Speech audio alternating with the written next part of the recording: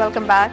The 6 Congress ministers in the West Bengal government met Mamata Banerjee at her office in Writers Building and handed their resignation letters.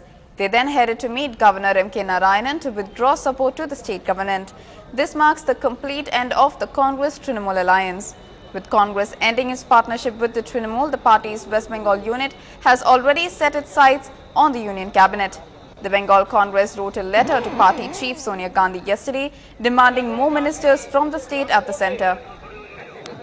We 6 ministers of this government from Congress came today at 5 p.m. to Writers Building. We in a team, myself, Mr. Abu Hena, Mrs. Sabina Yasmin, Mr. Pramothanath Rai, Mr. Sunil Tirki, Mr. N. Khan Chaudhary, we all submitted our resignation to Honorable Chief Minister Mamata Banerjee. Union Minister C.P. Joshi has been given additional charge of the Railway Ministry a day after the resignation of Mukul Roy and other Trinamool Congress ministers. According to the Rashtrapati Bhavan spokesperson Venu Rajmoni, Joshi was assigned with the additional charge by President Pranab Mukherjee on the advice of Prime Minister Manmohan Singh. The announcement came on a day the Prime Minister met the President amid speculation of a cabinet reshuffle. Joshi already holds the portfolio of Road Transport and Highways Ministry. मैं महसूस करता हूं कि इस देश में infrastructure की दृष्टि से रेलवे का बहुत महत्वपूर्ण स्थान है। इस देश में जो गुड्स ट्रांसपोर्ट हो रहा है, उस गुड्स ट्रांसपोर्ट में सब्सटेंशियल इंक्रीज हमें रेलवे में करना है। अभी जो बैलेंस है वो रोड ट्रांसपोर्ट में है, लेकिन किसी भी डेवलप्ड कंट्री में सबसे ज़्यादा जो ट्रांसपोर्टेशन होता है वो रेलवे की तरफ से में होता है। मंत्रालय के अधिकारियों से चर्चा करके माननीय प्रधानमंत्री से गाइडलाइंस के बाद में मैं मंत्रालय की और विस्तृत चर्चा आपके साथ करता हूं। Our government has got the majority. The Congress party and its allies, DMK, National Conference, the NCP, India Union Muslim League, and other small parties which are supporting our government. And apart from that, Bahujan Samaj Party and Samajwadi Party, both the political parties are also supporting our government. Our number in the 545 members parliament is more than 310. We require the magic strength of 273. When we are having 310, we are not a minority government. In a veiled criticism of Prime Minister Manmohan Singh's justification of reforms, West Bengal Chief Minister Mamata Banerjee wrote on Facebook that she wondered if the power of the chair is being misused to finish the Aam Aadmi. Meanwhile, BJP's Balbir Punj said that the opposition would continue its movement against the Congress-led central government. Punj hailed the Mamata Banerjee-led Trinamool Congress for pulling out of the UPA, while hinting at the possibility of extending support to the regional party. संसद के अंदर और संसद के बाहर इस सरकार के खिलाफ हमारा संघर्ष जारी रहेगा और जिस भी विधायक से अंतर्गत संसद के अंदर हम सरकार को घेर सकते होंगे और जिन भी दलों का हमें सहयोग मिलेगा उनका भी सहयोग लेंगे।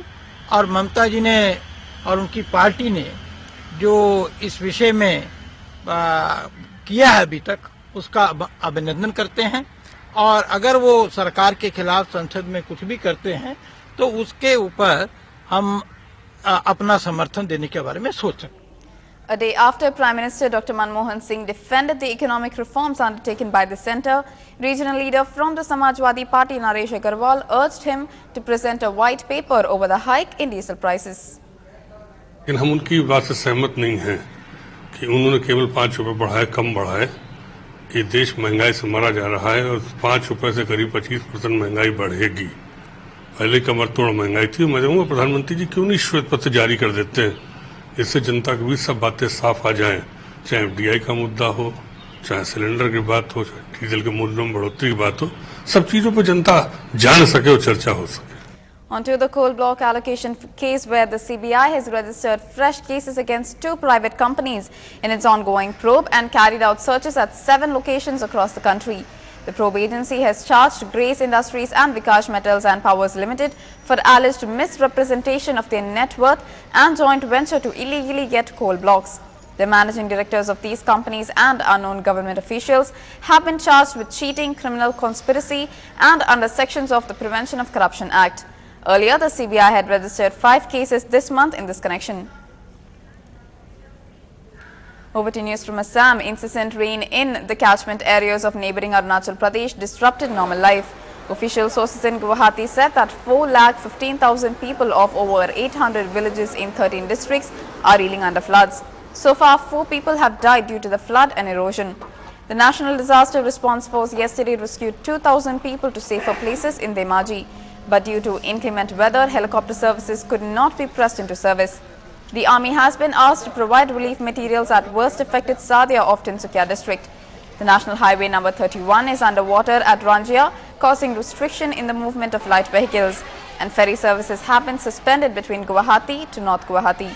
Reports have also emerged that surging water has also submerged parts of the World Heritage Site, Kaziranga National Park.